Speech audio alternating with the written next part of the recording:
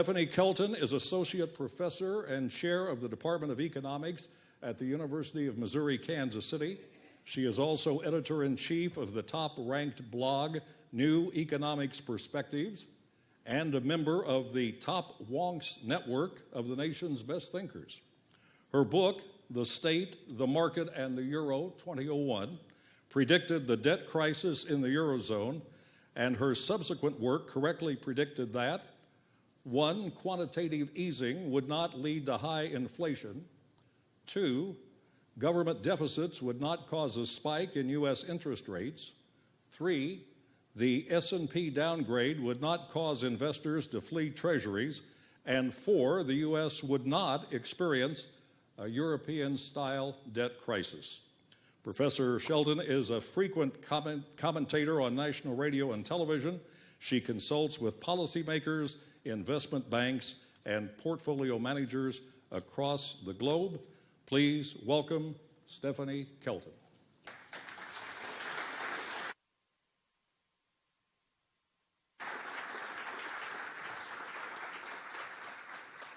Thank you, everyone. Good evening.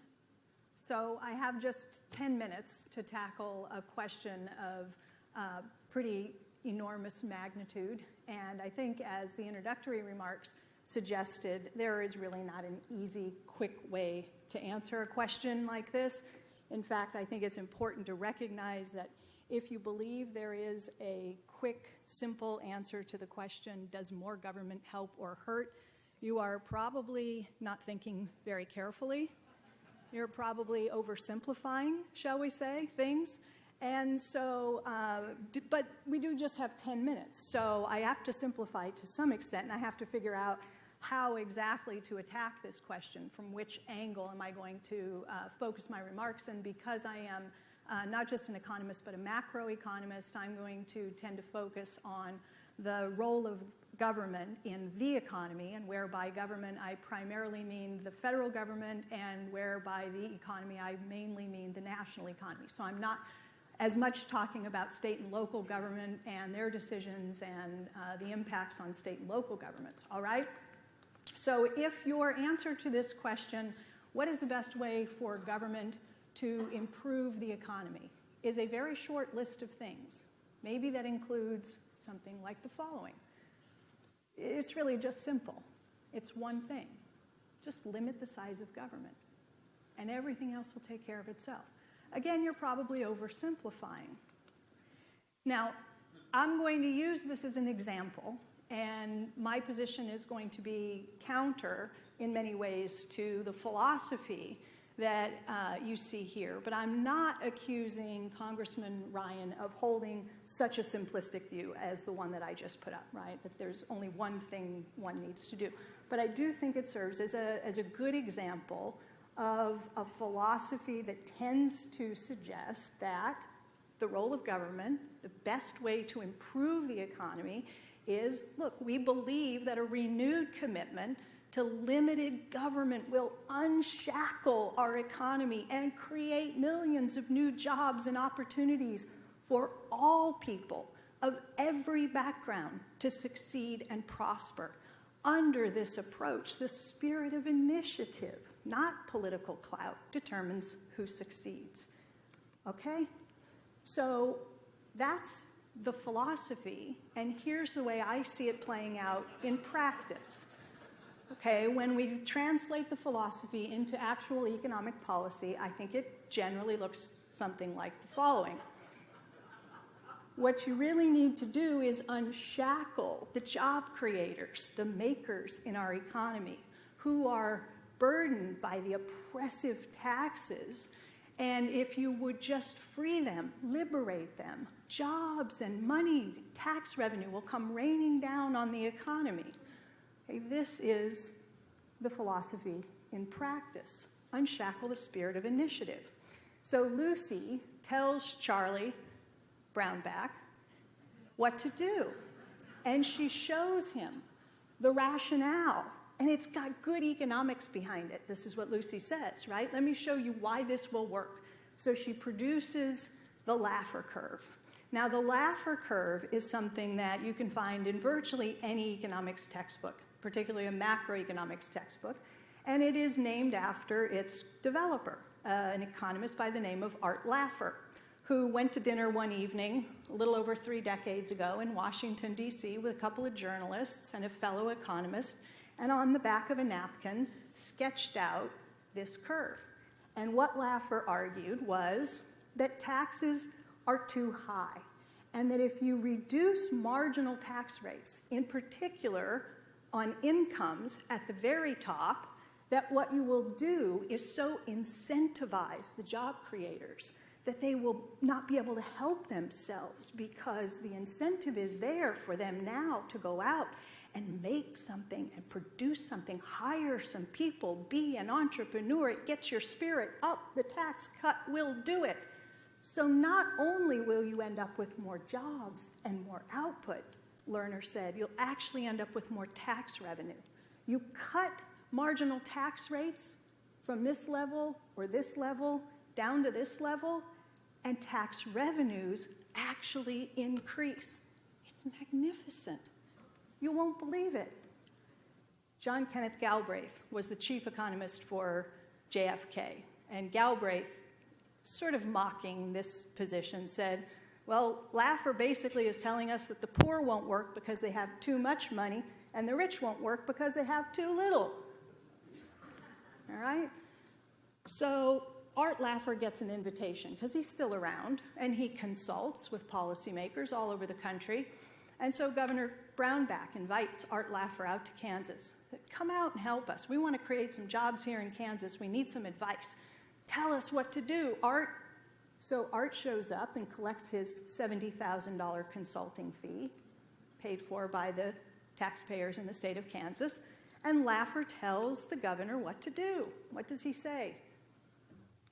You should cut taxes, because this will incentivize the job creators. So the governor says, let's do it. Let's put this to the test.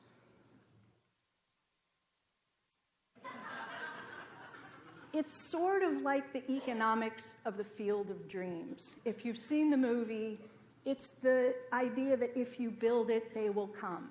Okay? If you create the right atmosphere for the job creators, give them regulatory certainty, eliminate bureaucracy, government regulation, all that stuff they hate. Get rid of that to the extent you can, and then cut taxes. If you can get them to zero, perfect. Get business taxes down and hack away at income taxes. You won't believe what will happen. Okay? So what happened? This is an effort by government to actually help, the idea that government can help. So we're seeing this play out across the state line. This article appeared yesterday in the Kansas City Business Journal. This is a quote from the Vice President for Government Affairs in Overland Park at their Chamber of Commerce. He's commenting on the effects of this policy on the Kansas side. He says, we've had conversations with people, and they think it's nice, but we haven't seen any rush to hire new people or build new facilities.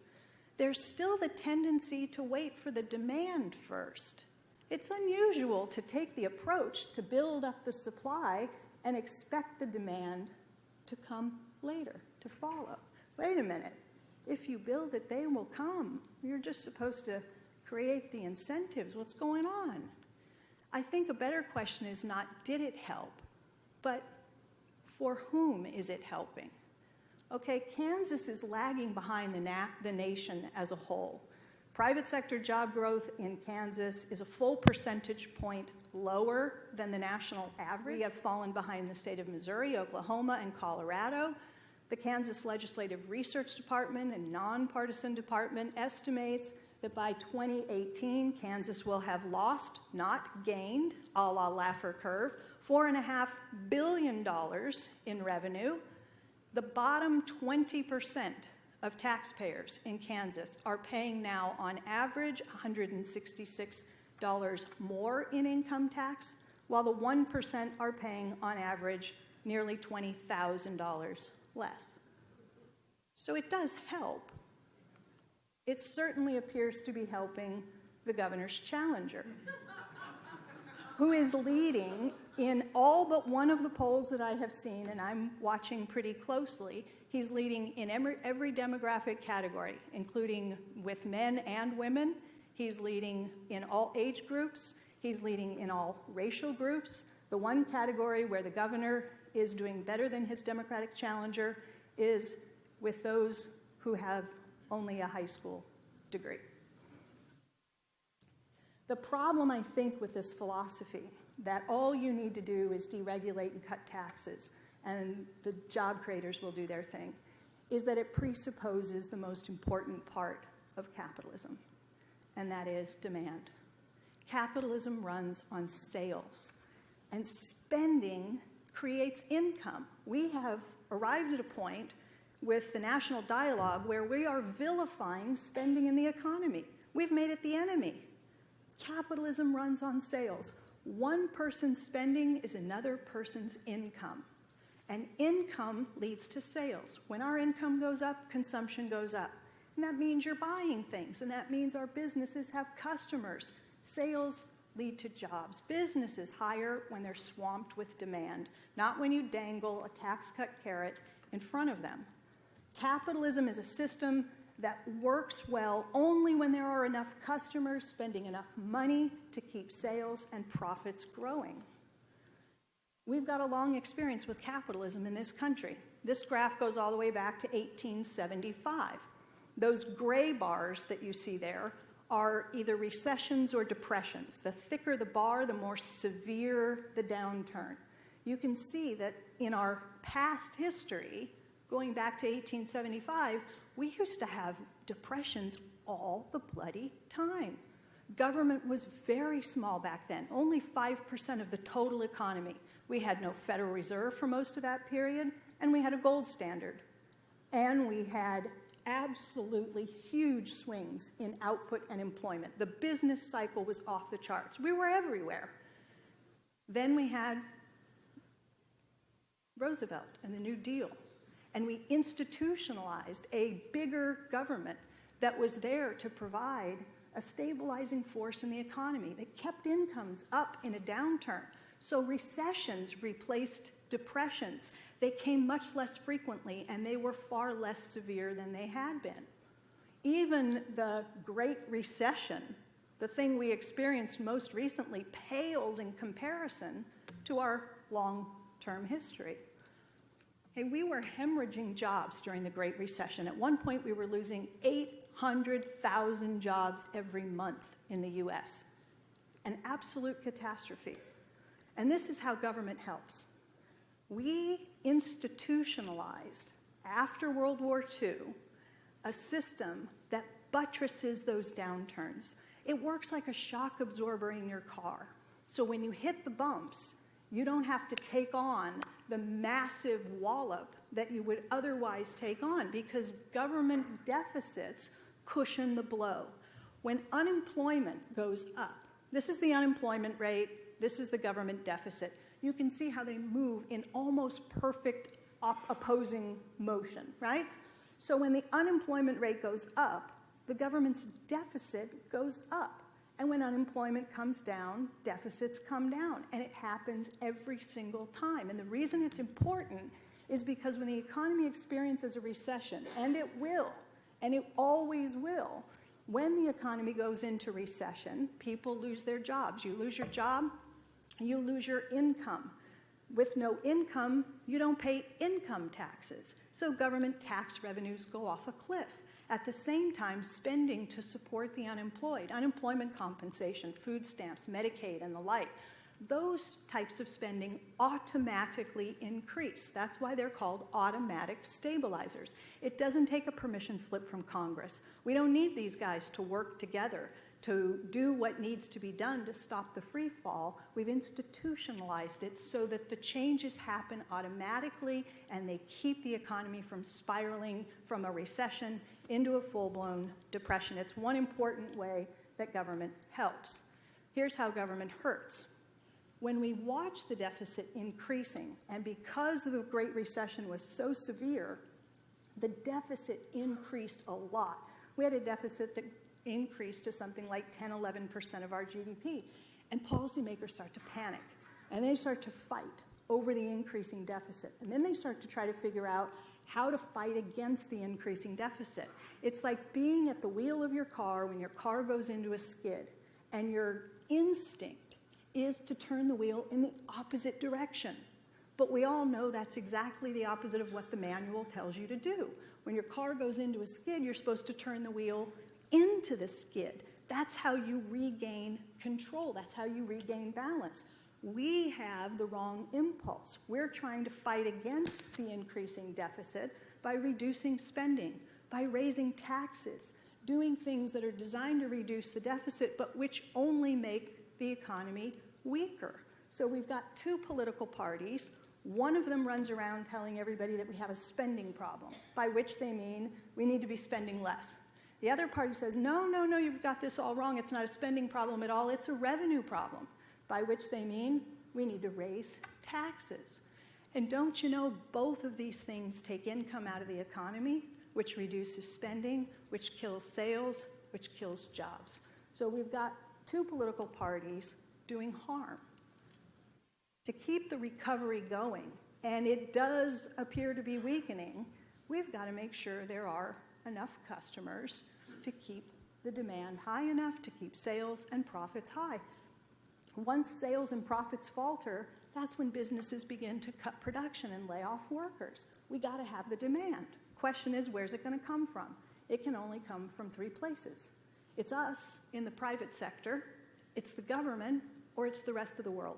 It can't come from anywhere else. Those are all the sources of demand. So if we let the government just completely check out of the game, and the rest of the world is running trade surpluses against us, then we're left to try to hold the whole thing together. And the problem is the way that we have been holding the whole thing together for too many decades is by the private sector taking on more and more and more debt to keep buying the output, to keep the jobs, to keep the economy going. We never had a public debt problem. Everybody ran around saying public sector debt, public sector debt. What a crisis. We had and still have a private debt problem. This is what's wrong with the economy, or at least it's part of what's wrong. There's nothing wrong with borrowing to finance consumption if your income is keeping up so that you can service your growing debt, but that hasn't been happening in the US for a very, very long time. There was a time, the golden age of capitalism, the 40s and 50s and into the 60s, when workers shared in the prosperity. Productivity went up, output per worker was going up, and workers shared in those gains, and they enjoyed rising compensation. That hasn't been happening, and it hasn't happened for decades, starting in around the 1970s. Productivity continues to go up. We're very productive people, workers, but we no longer share in those gains. Look at the rate of growth of productivity compared to the rate of growth of compensation. Even in this so-called recovery, only those at the very top have been made better off. The vast majority of workers have seen their incomes go down, and they're still down compared to where they were before the start of the recession. Only the top 20%, and really only the top 10%, have seen their incomes not only recover, but recover tremendously, right? These reports came out today. There were poverty reports that came out. We're celebrating, by the way, because fewer Americans are in poverty. The line went down. The problem is we've got 45 million Americans who are in poverty today. We don't have anywhere near enough jobs to satisfy everyone who is ready, willing, and able to work. Right now, we've got close to 25 million Americans who want full-time work and can't find it. 4 million jobs, 4 million. Even if many of them are lazy, shiftless bums, the vast majority are not. And if they're doing everything they can to secure employment and participate in this economy, there are nowhere near enough jobs to enable them to do so. Workers are getting less and less as a share of total GDP. Going back to the 50s, we used to get, workers as a whole, used to get about half of the total economic pie. And now it's down closer to 40%. The finance industry has grown into a behemoth. We talk about the size of government. This is the finance sector in this economy. It's massive compared to the size of government. This is from the Wall Street Journal. Our economy has changed in nature. We have become a financialized economy. Manufacturing on a declining trajectory. Fire sector, finance, insurance, real estate, they don't really make anything except they collect fees, right, profits and so forth. Look at their trajectory, a doubling over this period of time. It's part of what's wrong, I would argue. So what do we do? This is the closing slide. What do we do? Just in closing, and maybe there will be time in the Q&A to expand on these a little bit more. First, I have long been a supporter of a federally funded, locally administered jobs program, something modeled on the WPA, the Works Progress Administration, the CCC, the Civilian Conservation Corps, the NYA, the National Youth Administration, which employed millions and millions of young people who, by the way, have unemployment rates double the rate of middle-aged people in this country. So a federally funded jobs program, infrastructure investment. Our infrastructure is absolutely degraded, dilapidated, and a national embarrassment. The American Society of Civil Engineers every couple of years puts out a report card. The good news is that our grade is now a D+. And I say that is good news because the last report card, our grade was a D. This is everything from airports to our water treatment facilities, bridges, railways, hospitals. It is our national infrastructure. It is in severe disrepair. The estimate is that we need to spend approximately $3.6 trillion to get our infrastructure up to snuff. This is something we ought to be doing. The longer we wait, the worse it gets, the bigger the price tag gets. There was a time when this had broad bipartisan support. Republicans, Democrats, everyone agreed, you do infrastructure. Now we don't even do that. Education, as a thought experiment, what did the Federal Reserve spend to bail out Wall Street after the crisis? A colleague of mine and some of the Ph.D. students in our department did a study, and they came up with a number. And the number that they came up with, hang on to your hats, $29 trillion is the degree to which the Federal Reserve intervened, creating money out of thin air to save Wall Street after the financial crisis. You could double Pell Grants and fund the system for 700 years at that level of spending.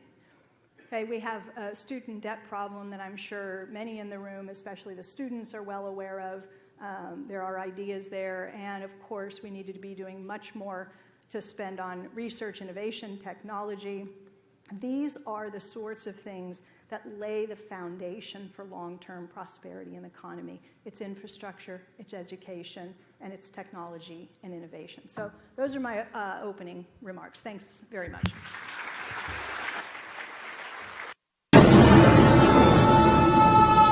Before this battle's over, the world will know that few stood against many.